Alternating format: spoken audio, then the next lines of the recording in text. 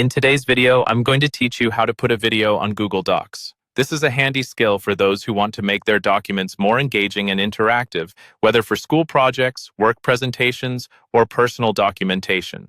So, let's dive into the process without further ado, and by the end of this video, you'll be confidently adding videos to your Google Docs. To begin with, open your web browser and head over to Google Drive. It's best to be signed in using the account that you want to associate with the document and the video. If you're not logged in, go ahead and sign into your Google account. Once inside Google Drive, the first step is to upload the video that you wish to insert into your Google Docs. This can be done by clicking on the New button on the top left corner of the page. When you click on it, you'll see a drop-down menu. Choose File Upload, and locate the video file on your computer that you would like to upload. Now that your video is uploaded in Google Drive, let's proceed with sharing settings. This step is crucial because Google Docs only display videos that have the proper sharing permissions.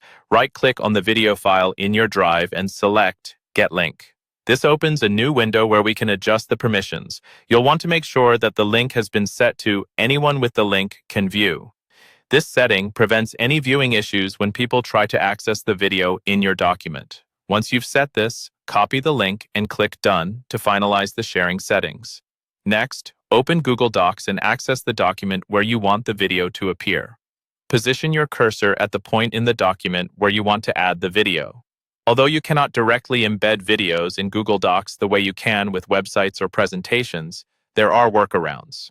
One of the simplest methods is to create a hyperlink for the video.